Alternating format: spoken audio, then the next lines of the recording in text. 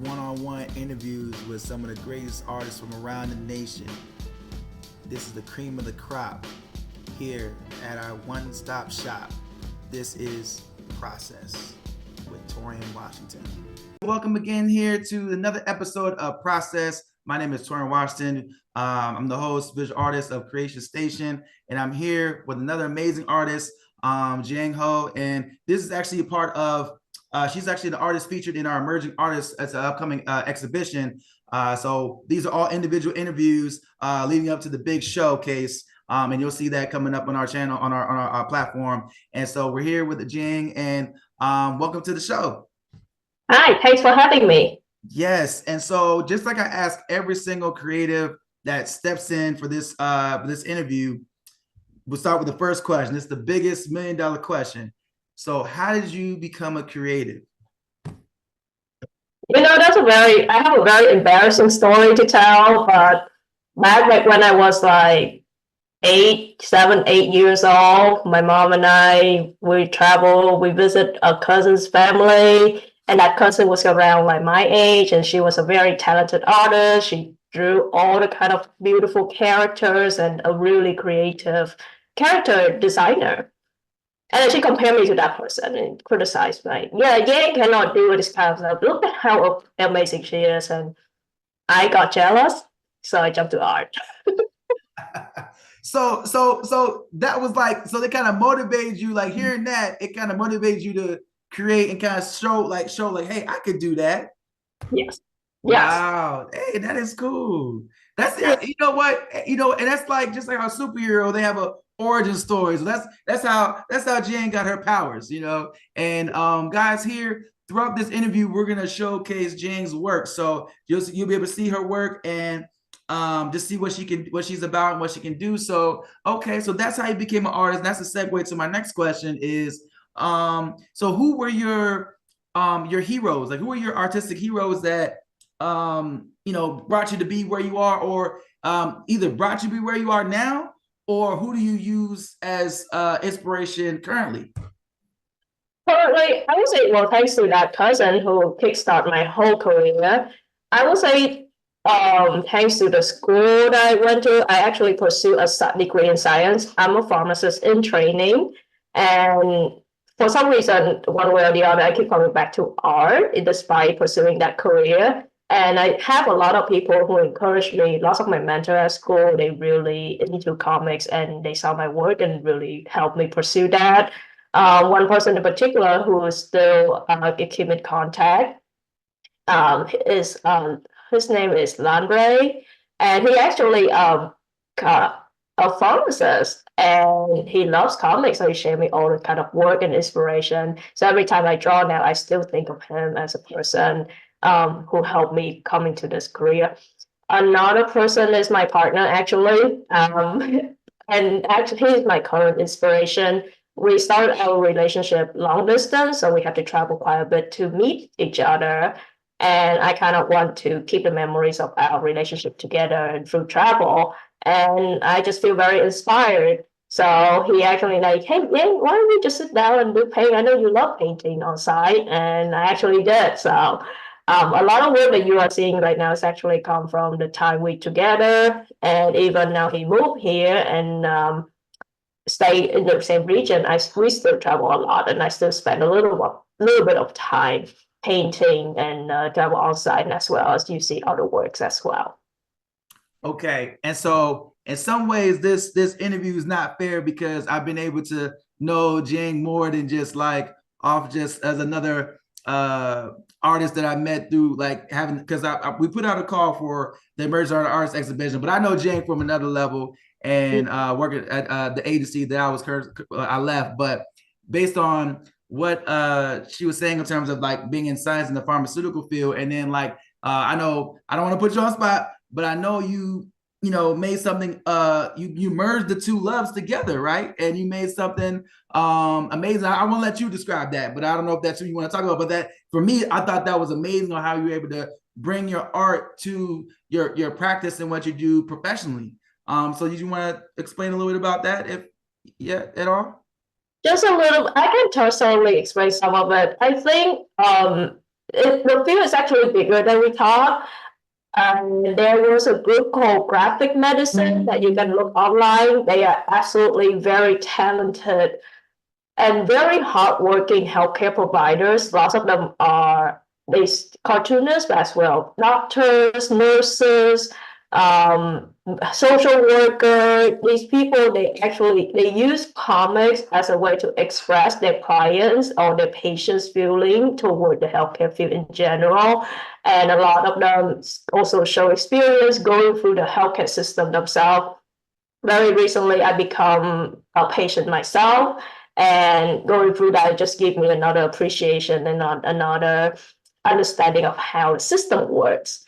And when I come to my current job, it's a little bit, I will say I can utilize what they are saying. I can understand what the, as a science person, understand what my client or my coworker are saying and use the knowledge that I gain from doing art to combine and create a final product. And you can see some of the annual reports that we do.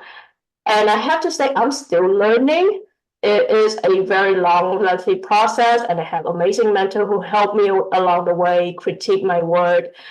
I think it's kind of hard to see how, like, what to think about the end user experience, and then not as the same level as I do. So I have to always consciously think of like what is the end message is. And like I said, it's a work in progress. I don't like my work 2 years ago, and my work now has been improved a lot and is still continue to improve. Health communication is just a very is ever changing as well. So I really hope that what the work I'm doing is a very small part of the entire field, and I hope that I can contribute some of it to the American public health. That's it. Oh wow. And so and I remember you were saying looking at like your work and how you're able to almost talk about the life in the pharmaceutical field, and it was like a graphic novel, like the way that you were making it. And is it called Guruku Logs? Is that what it's called? The is that what your handle? Those case logs. I think this was inspired by in pharmacy school. I used to do something called case logs, which really record the patient interaction and our assessment and things like that. And my nickname is Garu, so I we just combined the two Oh, you together. put that together. So going off of that, and you're painting, you have the other elements of doing using like the digital mediums. So like okay, so now as you've been developing you're cultivating your talent and getting yourself out there, where do you kind of see yourself in the next few years? Like where do you see yourself in the next 3 to 5 years with what you're trying to do as a creative? I think work-wise, I will still continue to contribute public health with my skills.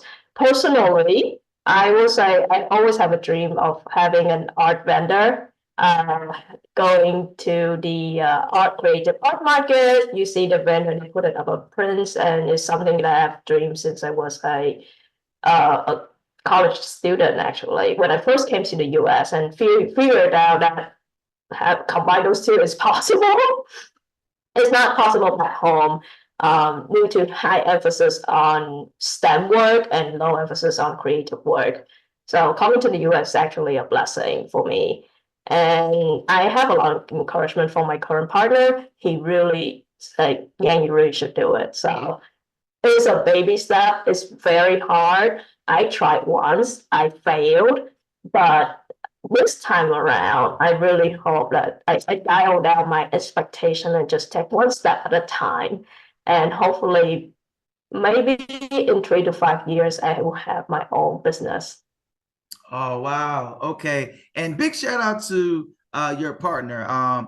Definitely it's great to have that support by loved ones and people closest to you.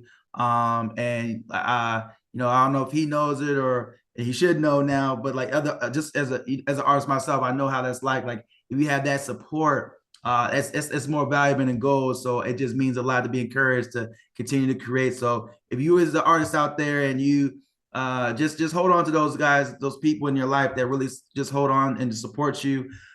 And that's kind of like another segue to my next question is like, as you're out here and like people are gonna look at you like you've done, your, with the case logs or graphic design that, and then looking at, the images that we're putting on here of your work here and how you've been able to balance your professional and your art, because every artist is different. Like some go more just that's what they do, but then others they have other professional practices, their other skills, education. So you have like another kind of life, but then you also doing your art. So you're living like a double life, but you're still pursuing both things and doing amazing things. So if someone came to you and asked you like, hey, but what's like, I need like what, like how can I be like you? Like, and I'm just starting out. How can I be like you? Like, what would you say? Or what like words of encouragement would you give? I would say I'm still figuring out myself. And I understand how it feels. Actually, sometimes I'm not doing as good as I do. Sometimes there's something take over priority, and sometimes the other one have to stay. I actually have a painting that I've been sitting in the easel for days, for weeks now, that I haven't touched back because I just got so stressed out. I'm just like, let me take a break. And one thing I've learned, and maybe hopefully it's helpful, is be patient with yourself. I tell be patient with myself. It's okay. Today I have a very bad anxiety. I would take a break and do just read or go on phone. But keep in mind that like I will want to come back, take one step at a time. And I always feel like there are times I feel down myself, but recently I was reading a blog and they talk about feeling uncomfortable with yourself is actually a normal thing.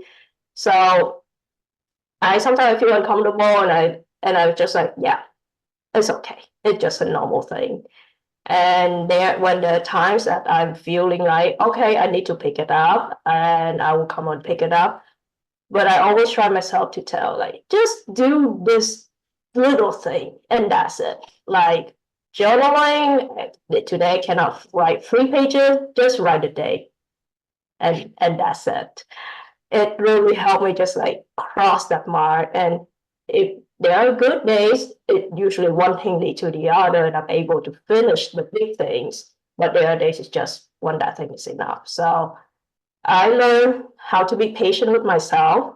I learned that things are very hard, like what you're doing right now, hosting an entire event is very hard. And I really admire you for it to kind of like host a gigantic event with all the other artists. So I think that's my biggest advice. Oh wow. So just like I've been telling a few people, like when I get to this part of the interview, this part of the segment, it's like you're going to the jewelry shop, you're going to Zales. And so Jang right here, she just gave you guys some gems, some jewels, some knowledge, some nuggets. And just like she was saying she was giving an example of her life on how she tried to put herself out there. And I would argue what she said in terms of saying fail, because like for me, I don't think there's anything of called like failure. It's almost like it's an experience. So everything's just an experience. And just like what she was mentioning about expectations, I think that's what makes us have that perception of like a failure, because we have this expectation it's going to be one way. But if we just kind of take it as, hey, I'm gonna just try and put myself out there and let it organically come to me. So let the events that what takes place kind of lead the way, as opposed to us trying to force something. And then you never know what's going to come out of that, because where we may not see monetary, where we're going to get money for something, it could be a connection that could lead to an opportunity. And so sometimes I think we as just not only artists, as people, we have that instant gratification. We want something immediate, like right now. Like I want the sale, I want to get accepted in the gallery. But who knows? Like maybe you got to connect with the person first. You got to get to know someone first and establish a relationship. And that could lead to where it's like, oh, you know what? We don't have something right now, but because you're a great person, cool person, I might consider you for something in the future. But like a lot of people don't think about planting the seed; they just want like a whole garden out of nowhere. So I just think that that's amazing what you're saying. Be patient with yourself, but also be patient with the situation. And Jing, you're so talented at what you do, and I'm just excited to be able to be connected with you. And so so going with that, so like, where can people find you? Because, like, I mean, we're looking at amazing work right now of what Giang is doing. She's very talented in different mediums. And I can't wait to like what the world to see more of what she has coming. So where can people find you to where they can follow your work and your journey, your creative journey? So currently you can follow me at Garus Caselog. So GarusCaselogs. But I'm going to create a new account and YouTube channel that called Puffin and Penguin Studio. And stay tuned for that.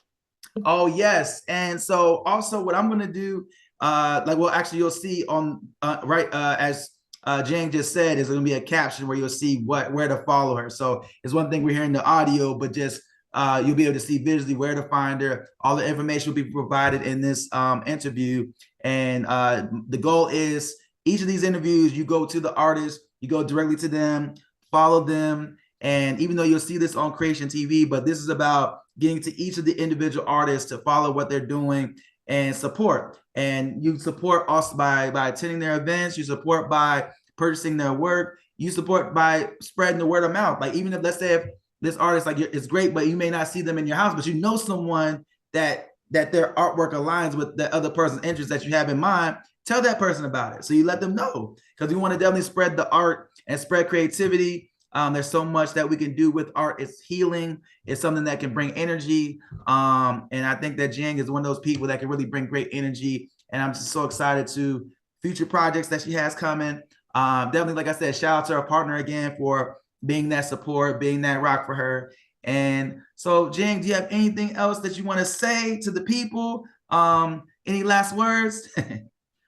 Thank you. Well, thank you, Torian, for organizing all this kind of event. I know it's a very hard work, and I'm really honored to have my work featured here. And I don't have any last word. I think keep creating, be patient with yourself, and in some way, I hope we'll cross paths to each other. All right. All right, guys. Well, this is another episode of Process. We have Giang here, we have Torian here, and we're signing off. So hope you guys, like I said, follow Giang on the platforms that I'm listing below. She has new stuff coming. So on that platform, she'll probably announce the upcoming things, ventures that she has. So definitely stay tuned. And this is Torian signing off from Process. All right. Peace.